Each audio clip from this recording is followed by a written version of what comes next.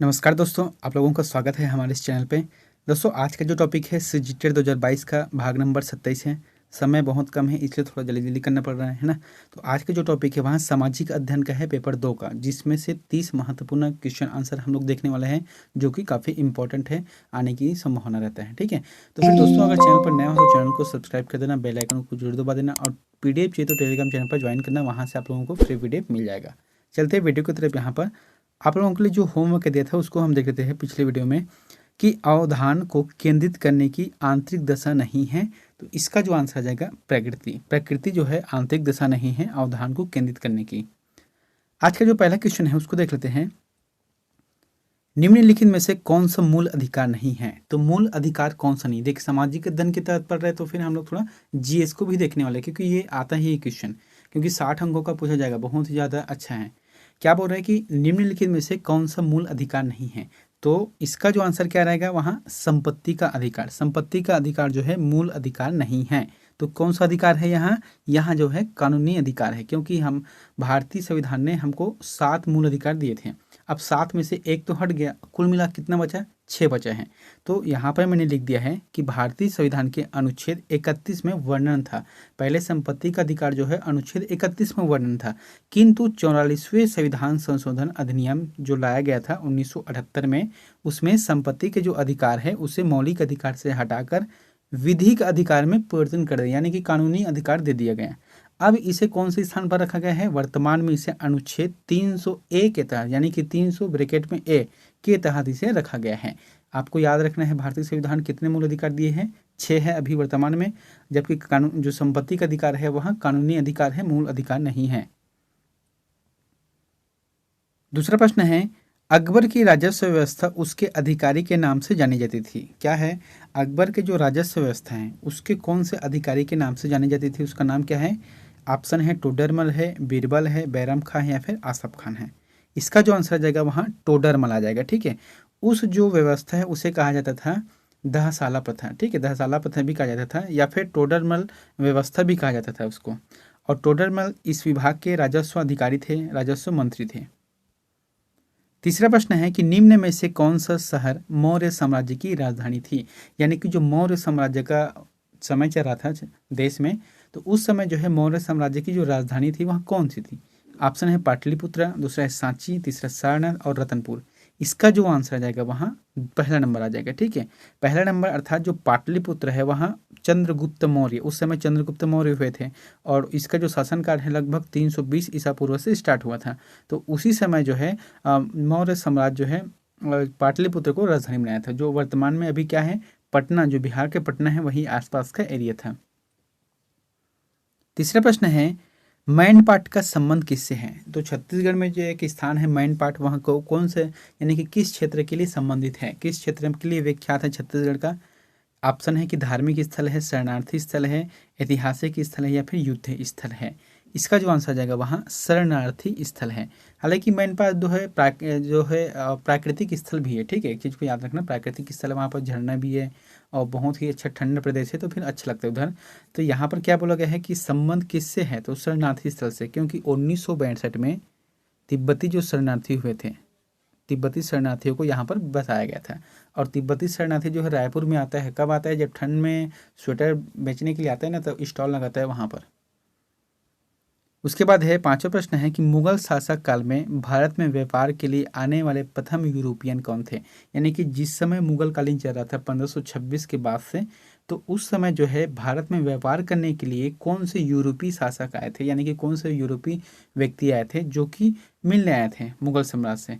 तो इसका जो ऑप्शन है यहाँ पर पुर्तगाली है, डच है, अंग्रेज और फ्रांसीसी, तो ये सभी आए थे, लेकिन प्रथम की बात किया है तो फिर अंग्रेज आएगा, क्योंकि ये जो है अंग्रेज के एक अधिकारी थे जिसका नाम था कैप्टन हॉकिंस। इन्होंने जो है जहांगीर के शासनकाल में आया था। दोस्तों, एक्स्ट्रा फैक्ट बता रहा हूँ, आप उसको भी याद रखना है, क्योंकि हो सकता है उसी क्वेश्चन को मिल जाए। अभी नहीं देगा तो हो सकता है कभी के एग्जाम में दे दे, ठीक है, तो उसको याद रखना है। छठा प्रश्न है कि किस स्थान में 1857 के सिपाही विद्रोह की प्रथम घटना हुई। यानी कि जो सिपाही विद्रोह हुआ था, या फिर यूँ कह सकते हैं सिपाही विद्रोह के बाद जो है 1857 की क्रांतिकारी की जो घटना घटी है, तो किस स्थान से हुआ था। मेरठ है, कानपुर है, बैरकपुर है या लखनऊ है। इसका जो आंसर आ जाएगा वहाँ बैरकपुर है। बैरकपुर के जो छावनी था वहाँ पर जो सिपाही थे, वहाँ पर जो है 29 मार्च 1857 को मंगल पांडे द्वारा जो है चर्बी वाले कारतूस, जिसमें सुअर और गाय का मांस लगा हुआ था, उसका जो है उपयोग करने के लिए वहाँ विरोध कर दिए। ठीक है, उसके लिए विरोध कर दिए। तो इसके जो है खैर उसके बाद और प्रक्रिया हुआ, तो फिर मंगल पांडे को जो है 8 अप्रैल 1857 को मंगल पांडे को फांसी दे दी गई।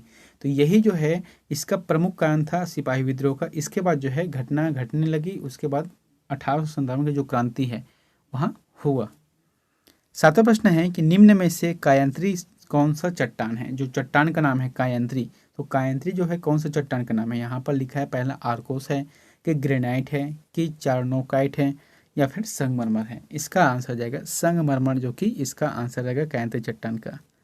आठवां प्रश्न है किस गवर्नर जनरल ने भारतीय राज्यों के प्रति सहायक संधि की नीति अपनाई थी। बहुत ही अच्छा प्रश्न है कि कौन से गवर्नर जनरल हुए थे जिन्होंने भारतीय राज्यों के प्रति सहायक संधि नीति अपनाई थी। तो इसका जो ऑप्शन है वारेन हेस्टिंग है, लॉर्ड कॉर्नवालिस है, लॉर्ड वेलेजली या फिर लॉर्ड मिंटो है। इसका जो आंसर आ जाएगा लॉर्ड वेलेजली आ जाएगा। ठीक है, यहाँ पर लॉर्ड वेलेजली आ जाएगा। दोस्तों यहाँ पर बताना चाहता हूँ कि 1798 की बात है, ये 1798 की बात है। ठीक है, इस समय लॉर्ड वेलेजली ने जो सहायक संधि के तहत जो राज्यों से कहता था कि तुम लोग जरूर शासन करो, लेकिन हमारी सेना वहाँ पर रहेगी। ठीक है, इसके बदले हमें कुछ नहीं चाहिए, बस हमारी जो सेना है उसको आप रहने के लिए और खाने पीने के लिए राशन जरूर दे देना। बस यही एक सहायक संधि थी। इससे होता क्या था कि उसके राज्य में क्या चल रहा है, क्या होने वाला है, क्या गुप्त बात चल रही, इसको जो है अंग्रेजों को सभी बातें पता चलता था, जिससे उसके बारे में विद्रोह करने का या फिर उसको हड़पने के लिए एक आसान तरीका था ये।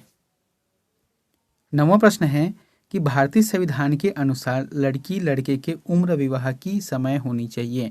तो भारतीय संविधान के अनुसार जो पहले से निर्धारित किया गया है एक लड़की और लड़के का विवाह का उम्र है, इसका आंसर क्या रहेगा। सभी को पता है 18 वर्ष से 21 वर्ष। लड़कियों का जो है 18 है और लड़कों का 21 है। लेकिन अभी जो है मोदी मंत्रिमंडल यानी कि मोदी सरकार ने 2021 में एक प्रस्ताव लाया था, जिसमें कहा गया है कि लड़के का तो 21 रहेगा लेकिन लड़की का भी 21 है। ठीक है, इस तरीके से लाया है। हालांकि यह अभी पेश नहीं हुआ है, यह अपने मंत्रिमंडल में ही पेश किया था इसको। 10वां प्रश्न है कि निम्न में से ऊंचाई पर स्थित सामरिक स्थल यानी कि हिम क्षेत्र कौन सा है। हिम क्षेत्र कौन सा है, यहाँ पर ऑप्शन दिए गए हैं सियाचिन है, सिक्किम है, गंगोत्री, यमुनोत्री है। इसका जो आंसर आ जाएगा वहाँ सियाचिन आ जाएगा ना।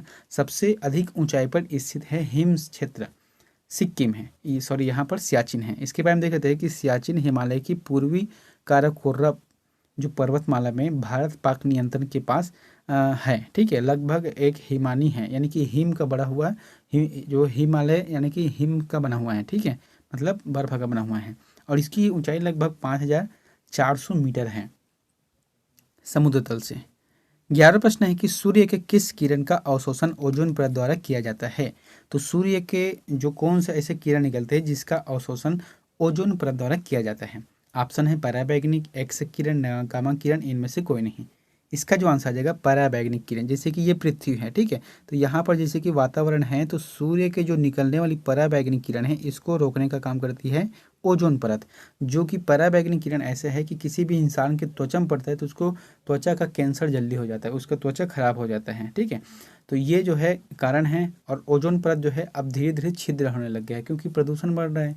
और इसका छिद्र का पता कहाँ चल रहा है, जो ग्लेशियर है यानी कि जो उत्तरी ध्रुव है, दक्षिण ध्रुव, यहाँ पर जो मतलब हिम शिखर हैं, ठीक है, बर्फ का क्षेत्र है, वहाँ धीरे धीरे पिघलने लग गए हैं। तो यही एक परिणाम है इसका। 12वां प्रश्न है कि समुद्री भूकंपी तरंग को क्या कहते हैं। क्या कहा जाता है। ऑप्शन है पनामी है, भूस्खलन है, चक्रवात है, सुनामी है। देखो जैसे कि जमीन पे आ रहा है, भूस्खलन होता है तो क्या आता है, यहाँ पर भूकंप होता है, जमीन हिलने लगते हैं। अब यही भूकंप जो है समुद्र के अंदर हो तो फिर क्या होगा, सुनामी आएगा। ठीक है, सुनामी आता है, बहुत जोर से सुनामी आता है यहाँ। 13वां प्रश्न है किस मुगल सम्राट ने फतेहपुर सीकरी में बुलंद दरवाजा बनवाया था। दोस्तों यहाँ पर फतेह आ जाएगा। ठीक है, स्पेलिंग सुधार लेना। फतेहपुर सीकरी में बुलंद दरवाजा बनाया था। ऑप्शन है कि अकबर है, शाहजहाँ है, जहांगीर है, औरंगजेब है। तो इसका जो आंसर आ जाएगा वहाँ शाहजहाँ ने बनाया था। ठीक है, शाहजहाँ ने किस लिए बनाया था?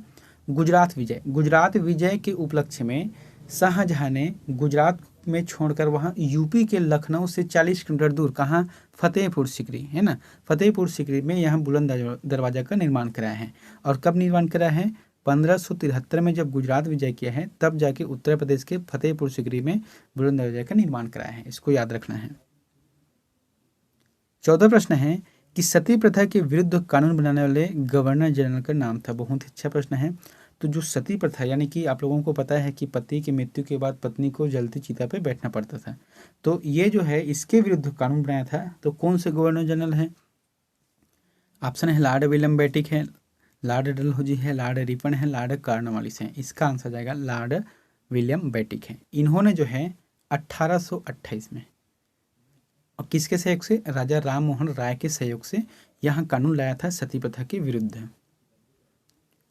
15 प्रश्न है कि भारत में हरित क्रांति के तहत चावल बोया गया, सही राज्य चुनिए। यहाँ पर जो 4 राज्य दिए गए हैं उसमें चुनना है कि चावल बोया गया था हरित क्रांति के तहत। ऑप्शन है हरियाणा, उत्तर प्रदेश, पंजाब, तमिलनाडु। इसका जो आंसर आ जाएगा पंजाब आ जाएगा। ठीक है, देखो हरित क्रांति जो है चावल के लिए लाया गया था, चावल को अच्छे से उत्पादन करने के लिए लाया था, लेकिन यहाँ चावल में सक्सेस नहीं हुआ, गेहूं में सक्सेस हो गया। ठीक है, तो यहाँ पर जो है पंजाब में प्रयोग किया गया था, लेकिन पंजाब में आप जो है ज़्यादातर गेहूं का उपयोग करते हैं, खासकर से जैसे कि पश्चिम बंगाल है टॉप में, मतलब देश का पहला राज्य है पश्चिम बंगाल, जो कि चावल उत्पादन में प्रथम है। उसके बाद जो छत्तीसगढ़ आता है, बहुत से अलग अलग राज्य आते हैं। तो यहाँ पर क्या बोला गया है, जो हरित क्रांति की शुरुआत है वहाँ एक्स्ट्रा चीज़ है याद रखना, 1966-67 में किया गया। ठीक है, और इसके जनक कौन हुए थे? विदेश में जो है हुए थे नॉर्मन बोरलाग हुए थे, जबकि भारत में कौन हुए? MS स्वामीनाथन हुए। 16 प्रश्न है, महाराष्ट्र के संत तुकाराम ने किस पंथ की स्थापना की? ठीक है, यहाँ पर क्या बोला गया है कि महाराष्ट्र में एक संत हुए संत तुकाराम, तो उन्होंने किस पंथ की स्थापना की है? ऑप्शन है वारवरी, नाथपंथी, ज्ञानपंथी, नरहरि। इसका जो आंसर आ जाएगा वारकरी इसका आंसर आ जाएगा। 17 प्रश्न है, प्राचीन भारतीय इतिहास का महत्वपूर्ण साहित्यिक स्रोत क्या है? बहुत ही अच्छा प्रश्न है और थोड़ा सा तर्क लगाने का प्रश्न है। क्या बोल रहा है कि प्राचीन भारतीय इतिहास का महत्वपूर्ण साहित्यिक स्रोत है। जब यहाँ पर प्राचीन शब्द ही बोला है तो उस समय क्या था? एक ही शब्द था, संस्कृत साहित्य।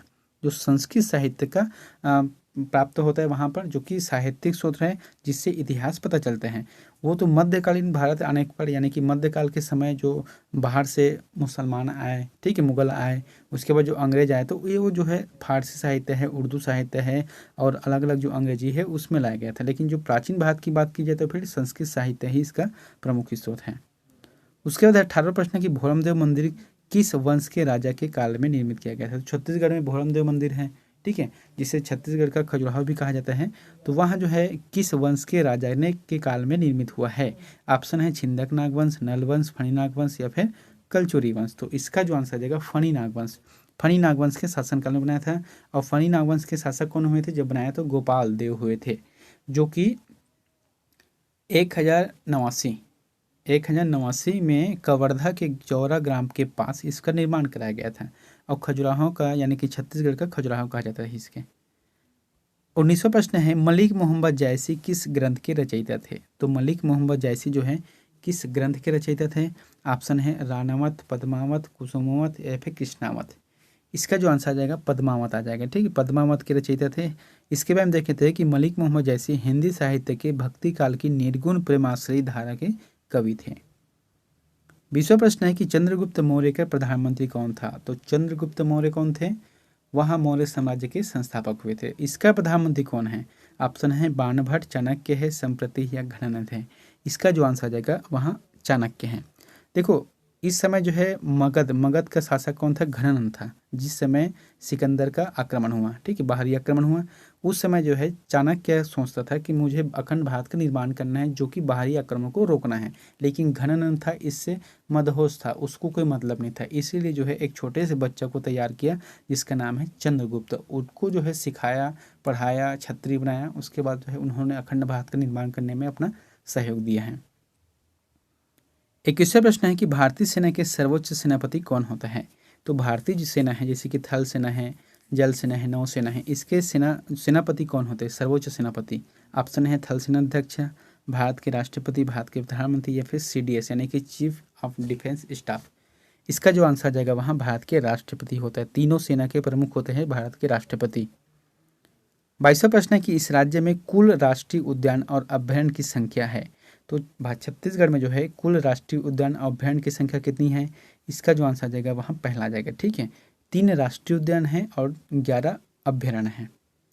23वां प्रश्न है कि राष्ट्रपति और उपराष्ट्रपति से संबंधित चुनाव में किस प्रकार की व्यवधान होने पर इसकी जांच एवं निर्णय किसके द्वारा किया जाता है? जैसे कि राष्ट्रपति का चुनाव होता है, उपराष्ट्रपति का चुनाव होता है, अभी हाल ही में हुआ। ठीक है, अगर चुनाव के दरमियान कुछ भी हो जाता है घटना या फिर ऐसा चीज़ जिसमें माहौल बिगड़ जाता है, जिसमें चुनाव में बाधा उत्पन्न होता है, तो यहाँ जो है अधिकार किसके पास चला जाता है? सर्वोच्च न्यायालय के पास चला जाता है, वही इसका फैसला करते हैं और इसकी सुनवाई भी उधर ही होता है।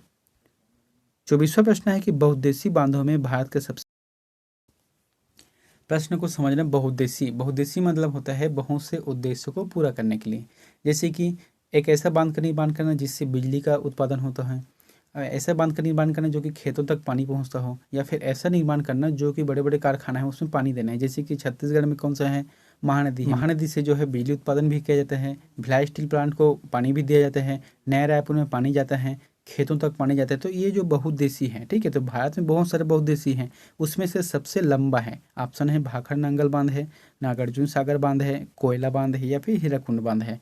इसका जो आंसर आ जाएगा वहाँ हीराकुंड बांध, जो कि बहुत लंबा है। और यह जो है बांध है वहाँ उड़ीसा राज्य में है, जो कि छत्तीसगढ़ से निकलने वाली महानदी से जाकर बनती है। ठीक है, छत्तीसगढ़ से निकलने वाली जो महानदी है उसमें जाकर बनती है हीराकुंड बांध, सबसे बड़ा है। 24वां प्रश्न है, 25वां प्रश्न यहाँ पर भारत के कितने राज्यों से होकर कर्क रेखा गुजरती है? तो भारत के कितने राज्यों से होकर जो है कर्क रेखा गुजरती है? 5, 8, 7, 6। इसका आंसर आ जाएगा 8 राज्यों से। ठीक है, मान लो जो ये अपना भारत है, ये ठीक है, जब ये भारत है तो आपको समझना है कि 8 राज्य कौन कौन। सबसे पहले यहाँ पर गुजरात आएगा, गुजरात से थोड़ा हिस्सा राजस्थान को पड़ता है, राजस्थान से आने के बाद जो है मध्य प्रदेश आ जाएगा, मध्य प्रदेश के आने के बाद छत्तीसगढ़, और छत्तीसगढ़ के जस्ट ऊपर में थोड़ा सा पड़ता है झारखंड, झारखंड के बाद सीधा पश्चिम बंगाल चले जाता है। उसके बाद जो है बांग्लादेश को क्रॉस करके यहाँ पर त्रिपुरा और मिजोरम आता है। तो कुल मिलाकर 8 राज्यों से होकर गुजरती है। 26वां प्रश्न है कि संसद का निर्माण होता है, तो जो भारत में जो संसद का निर्माण होता है तो किस तरीके से होता है? एक है लोकसभा है, एक राज्यसभा है, तो किस तरीके से संसद का निर्माण होता है? ऑप्शन है लोकसभा और राज्यसभा दोनों से, सिर्फ लोकसभा से, सिर्फ राज्यसभा से, या राष्ट्रपति लोकसभा और राज्यसभा से। इसका जो आंसर आ जाएगा 4th रहेगा। ठीक है, क्या होता है कि पहले राष्ट्रपति होता है, उसके बाद जो लोकसभा और राज्यसभा, ये तीनों चीज़ से ही भारतीय संसद का निर्माण होता है। 27वां प्रश्न है, कौन सा सूफी संत सम्राट अकबर के दरबार में था? तो सम्राट अकबर के दरबार में कौन सा सूफी संत था? ऑप्शन है शेख सलीम है, सेल नगौरी है, ख्वाजा मोहिउद्दीन चिश्ती है, या इनमें से कोई नहीं। तो इसका जो आंसर आ जाएगा वहाँ शेख सलीम है ना, शेख सलीम जो है सम्राट अकबर के दरबार में था। ये इसके संत थे, हर चीज़ को काम करते थे, इससे पूछ कर करते थे। तो जो अकबर का पुत्र था कौन? जहांगीर है ना, अकबर का पुत्र था एक जहांगीर, जिसका बचपन का नाम था सलीम। क्यों कहा जाता है? कहा जाता है कि शेख सलीम की ही जो है कृपा से या फिर आशीर्वाद से कह सकते हैं, अकबर के एक पुत्र हुआ जिसका नाम था जहांगीर, और उसे बचपन में सलीम के नाम से जाना जाता था। यानी कि पहले उसे सलीम के नाम से कहा गया, फिर बाद में वहाँ जहांगीर हो गया। 28वां प्रश्न है कि राजाओं के पुत्र ना होने की स्थिति में भारतीय राज्यों की अधिग्रहण की ब्रिटिश नीति कहलाती थी। कौन सी नीति कहलाती थी? मुनरो नीति, हड़प नीति, सहायक नीति, या त्याग नीति? इसका जो आंसर है वहाँ हड़प नीति। हड़प नीति जो है लॉर्ड डलहौजी ने लाया था 1848 को, इसको याद रखना है, 1848 को लॉर्ड डलहौजी ने हड़प नीति लाया था। इसका मतलब होता क्या था कि जो राज्य थे उस समय, छोटे छोटे राज्य थे, इसमें अगर राजा या रानी का कोई पुत्र नहीं था तो वह राज्य है स्वतः अंग्रेजों के पास चला जाता था। इसमें गोद लेने की प्रथा या फिर अपने सगा संबंधी को देने की प्रथा नहीं थी। तो इसका सबसे पहले शिकार कौन हुआ है? 17 राज्य है इसके पहले शिकार हुए। और एक अभी आता है, एक झांसी है ना, तो झांसी की रानी लक्ष्मीबाई, इन्होंने जो है इसका सामना किया, अंग्रेजों से लड़ाई लिया है। 29वां प्रश्न है कि बाबर और राणा सांगा के बीच कौन सा युद्ध हुआ था? तो बाबर और राणा सांगा के मध्य कौन सा युद्ध हुआ था? ऑप्शन है पानीपत का युद्ध, चंदेरी का युद्ध, खनवा का युद्ध, कन्नौज का युद्ध। तो इसका जो आंसर आ जाएगा बाबर और राणा सांगा के मध्य खनवा का युद्ध हुआ था। इसके बारे में देख लेते हैं। यहाँ पर मैंने लिख दिया है कि 16 मार्च 1527 को आगरा से 35 किलोमीटर दूर है ना। यहाँ पर क्या लिखा है कि 16 मार्च 1527 को आगरा से 35 किलोमीटर दूर खानवा गांव में बाबर और मेवाड़ के राजा जो कि राणा सांगा के मध्य लड़ा गया, जिसमें बाबर विजयी रहा। उसके बाद है 30 नंबर का क्वेश्चन, दुर्ग जिले में स्थित जामुल किस उद्योग के लिए जाना जाता है? तो दुर्ग जिले में स्थित जामुल है वहाँ किस उद्योग के लिए जाना जाता है? ऑप्शन है एल्युमिनियम उद्योग, सीमेंट उद्योग, लौह इस्पात उद्योग, इनमें से कोई नहीं। इसका जो आंसर आ जाएगा वहाँ सीमेंट उद्योग है ना, एसएससी सीमेंट या फिर जामुल सीमेंट। दोस्तों 31वां क्वेश्चन आप लोगों के लिए होमवर्क है, तो इसका आंसर प्लीज कमेंट बॉक्स पर जाकर जरूर बताना। प्रश्न है कि राज्य में अस्पृश्यता उन्मूलन के प्रथम व्यक्ति कौन थे? तो छत्तीसगढ़ के ऐसे प्रथम व्यक्ति कौन थे जो कि राज्य में जो अस्पृश्यता यानी कि छुआछूत की भावना थी उसके उन्मूलन के लिए कार्य किया है? ऑप्शन है कि माधवराव सप्रे है, सुंदरलाल शर्मा है, ठाकुर छेदीलाल है या फिर प्यारेलाल सिंह है। इसका जो आंसर आ जाएगा वहाँ आपको बताना है, ठीक है। और दोस्तों वीडियो अच्छा लगा तो प्लीज़ चैनल को सब्सक्राइब कर देना, बेल आइकन को जरूर दबा देना। मिलते हैं नेक्स्ट वीडियो में एक नई जानकारी के साथ। Thank you.